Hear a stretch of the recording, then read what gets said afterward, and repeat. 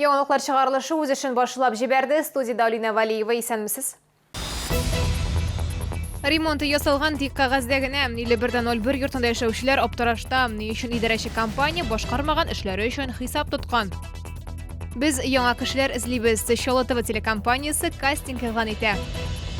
WorldSkills чемпионаты дәвам итә. Яр Чаллыда мобиль робототехника компетенциясе буенча ярышларның муниципаль этабы узды.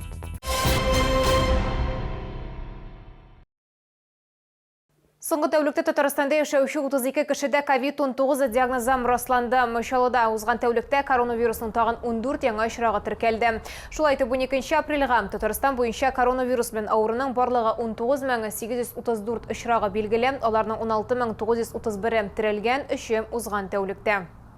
Ремонт ясалган, әмма ул кәгазьдә генә башкарылган. 51-01 йортында яшәүчеләр аптырашта. Идарәче компания башкармаган эшләре өчен хисап тоткан. Документлар буенча акча суммасы бик зур, әмма чынлыкта бернидә үзгәрмәгән. Тулырак мәгълүмат безнең хәбәрчебез материалында.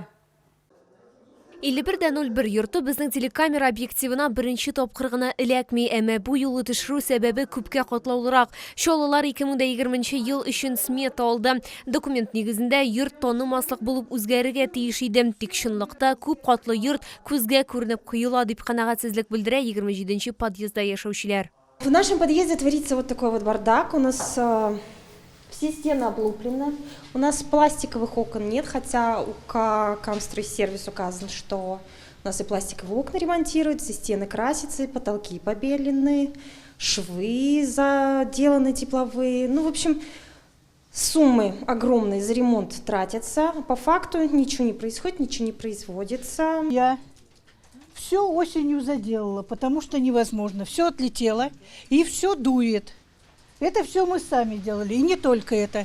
Дверь здесь тоже мы заделали, потому что дует. Тик идарәче компания халыкның канагатьсезлеген аңламый. Күп катлы йортта план нигезендә ремонт үткәрелгән дип аңлаттылар безгә. Билгеле бер эш графигы бар, анда кайчан һәм кайсы подъездның яңартылачагы түгел язылган. Есть выполненный факт выполненных работ.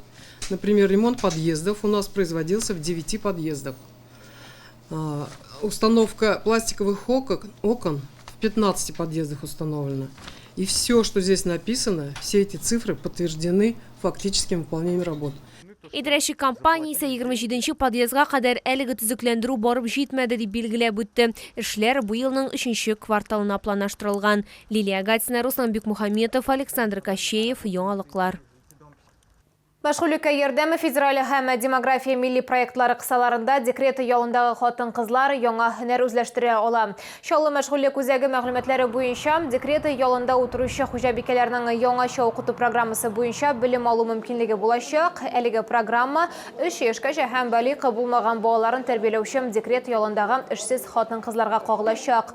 Укырга теләк белдерүчеләр Россиядә эш порталы аша гариза бирә ала. Анда төбәкне һәм мәгариф оешмасын сайларга кирәк.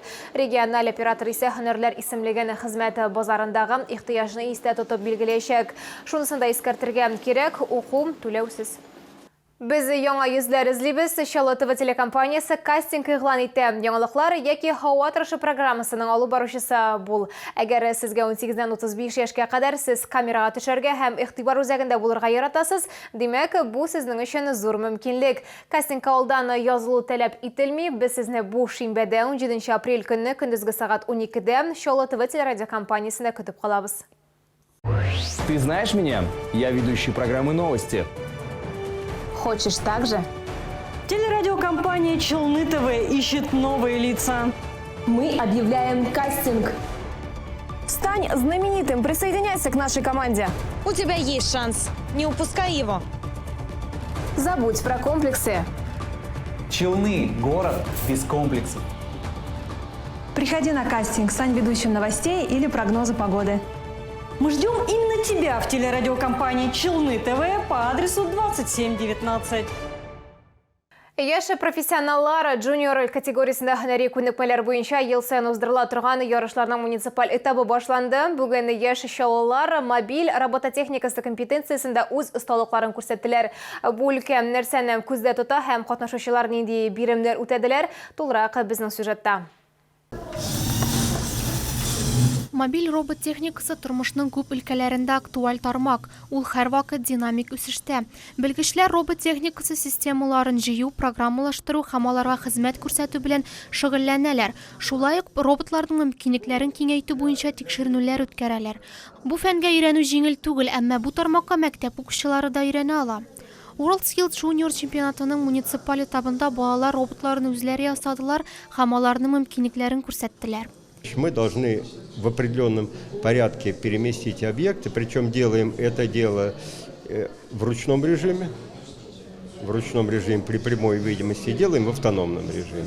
То есть, когда роботу просто записывается программа, и он сам эти вещи все выполняет. Муниципаль этапта яшь категориясе буенча 2 төркемдә балалар катнашты. 12-дән 14 һәм 14-дән 16 яшькә кадәр. Аларның кайберләре бөтен Россия ярышларында уңышка эрешкән инде, ә кемдер беренче тапкыр катнаша. Әмма һәркем үз эше белән яна һәм призлы урын алырга хыяллана. Уже сейчас 3-й год. В первый же год, как только я пришел в WorldSkills, я со своим напарником попал сразу же в сборную, занял первое место на республике, попал в сборную РТ, и там мы заняли с ним на России первое место. Это все-таки творчество, можно сказать, то, что мы сами создаем данного робота, мы думаем, как он будет ездить, как он будет двигать шайбы и так далее. Поэтому это очень интересно, это очень занимательно. Я участвую, второй раз. Первый раз не задалось, там неудачный заезд был. Сегодня, думаю, чуть получше будет. Муниципаль этап җиңүчеләре шәһәрдән көз көне узачак республика чемпионатында яклаячак. Айгөл Низамова, Валерия Новожилова, Александр Кощеев. Яңалыклар. Татар-Башкорт бәйрәме бу елны беренче тапкыр боткасыз үтте. Сәбәбе шәһәрдә санитар-эпидемиологик хәл белән бәйле. Карга боткасы борынгыдан килгән юлам тарихи бәйрәм. Бу бәйрәм көнендә балалар матур киемнәрен киеп авыл буйлап йөргәннәр, һәр өйдән ярма, сөт, май һәм шикәр җыйганнар. Барысы да җыр-бию һәм уеннар белән үрелеп барган. Кешеләр калкулыкка җыелып учак яндырганнар һәм ботка пешергәннәр. Авыл кешеләре таралышкач, калган боткага кышлар җыелышкан. Шуннан соң алар уңышка кагылмаячак дип санаган. Ярышалы шулай ук карга боткасы бәйрәменә кушылды. Бұл карга боткаһы безнең елдан ел безнең ата-бабаларыбызның йолаһына калган байрам. Бұл байрамды без 3нче ел үткәрәбез инде. Үткән елда әлбәттә, үткән елда үткәрә алманык, пандемия булган өчен. Быел инде йылдык. Бұл карга боткаһында балалар уены, карга ботканы бешереп булмай. Быел карга боткасы бу язгы бәйрәм. Yazgı beyram, uңышлар булсынга. Ниләр, тагын отырышлары әйбәт булсынга. Яз, кояшлы яз вакыты. Бу көндә иң танылган гыйбарәләрнең берсе «Поехали». Бу сүз Юрий Гагарин ярдәме белән популярлашып китә. Космонавт аны 1961 елның 12 апрелендә беренче пилот Восток космик корабль старты вакытында әйтә. Очыш бары 108 минут дәвам итә. Яршин корабль Саратов өлкәсенә төшкән. Бөтен дөнья авиация һәм космонавтика көне 12 апрельдә билгеләп үтелә. Келесі мәгълүмат ураза тотучылар игътибарына иртәгә Рамазан айының 1 көне 13 апрель көнне сәхәр 2 сәгать 2 минутта тәмам булырга тиеш, авыз ачу 18 сәгать 32 минутта башлана. Быел фитр садакасының минималь күләме былтыргы кебек 100 сум, сәламәтлек торышына бәйле рәвештә ураза тоту мөмкинлегенә ия булмаган һәм аны башка вакытта да каза кылып үти алмаучылар өчен тотылмый калган һәрбер көн өчен 200 сум күләмендә фидия билгеләнде. Тоткан уразаларыгыз кабул булсын. Бүгінгі шулар иде. Мин Алина Валиева сезгә уңышлы шатналар теләп сау булашам. Исән сау булыгыз.